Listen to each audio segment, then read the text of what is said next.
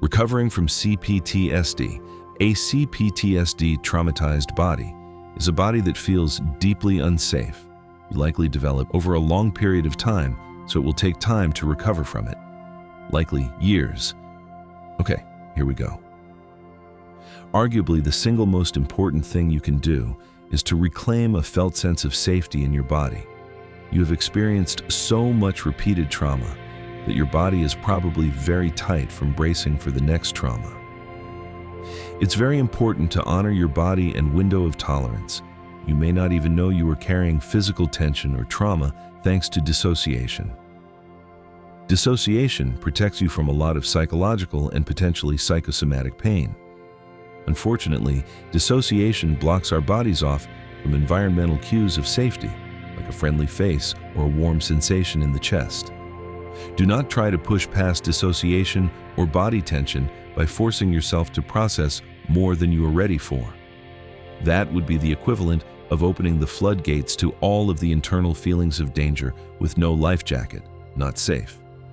It will most likely result in a rebound effect of more dissociation and more tension. It might help to frequently remind yourself to slow down and go easy.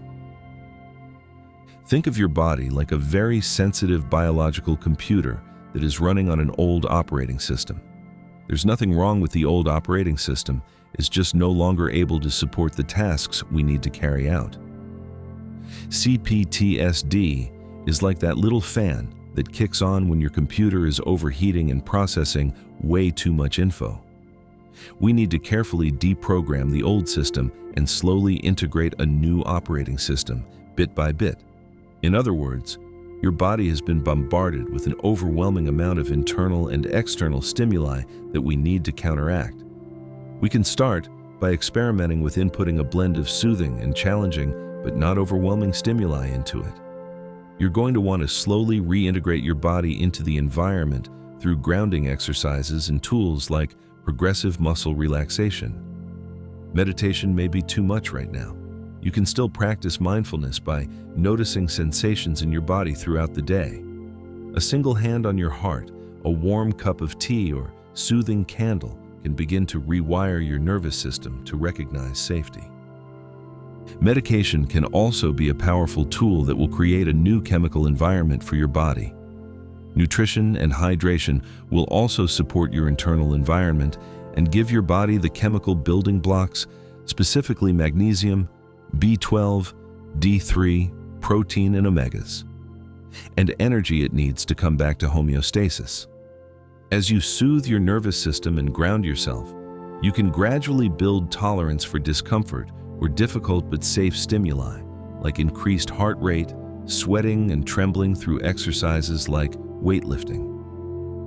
The idea is that you will support your body through a sort of simulated sympathetic fight-flight activation to parasympathetic activation, rest, and digest.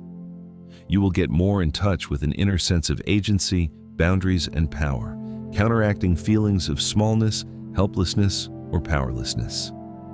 As you integrate new stimuli into your body, you will need to limit unsafe stimuli, or things that may be triggering to you, like violent or graphic media, alcohol, or certain relationships.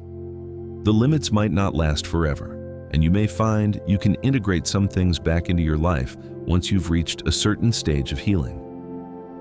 The idea is that you are training your senses to be oriented more towards safety, so that way you respond appropriately to whatever stimuli is in your environment, even danger.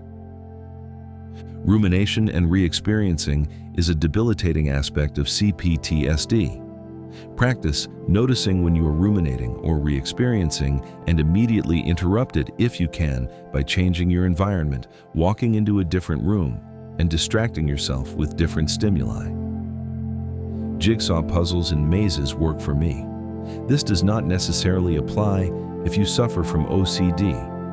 Resist the urge to continuously review or talk about your trauma. This will repeatedly activate your nervous system. Again, we are feeding the body new stimuli so it can make new associations and connections. Ideally, all of these things together will create a positive feedback loop resulting in more relaxation and hopefully improved sleep, which consolidates traumatic memories into the past. As you develop a foundation of safety and regulation, you will experience more capacity to process your trauma. At this point, you may want to consider therapy to begin trauma processing if you haven't already. Somatic experiencing therapy is a great option for processing physical trauma responses with a safe practitioner. They will make sure to keep you in your window of tolerance as they guide you physically through emotional and trauma processing and release. EMDR, IFS, and DBT are options as well. Regardless of the modality, make sure your therapist is a good fit for you. If you end up doing talk therapy, keep in mind it will not be as effective if you jump into talking about trauma from a dysregulated or extremely dissociated state. In my opinion, modalities like CBT are wonderful if you can stay present and grounded. This mostly comes from doing body work and trauma processing. Remember, therapy happens outside of the therapy room. Journaling throughout the week can help you process your sessions and deepen your self-awareness. Going on a hike, taking an improv class, or treating your inner child to a trip to the movies can be powerfully therapeutic. Again, new experiences. Think of therapy as a progress check for the work you've done throughout the week. It's okay if you're not making progress or if you have setbacks. Your perfectionist is valid and you don't need to be perfect. Last but not least, you may have already encountered your inner critic. It doesn't feel like it, but that little monster has been trying to help you. It will try to tell you that you are bad, that no one loves you, etc.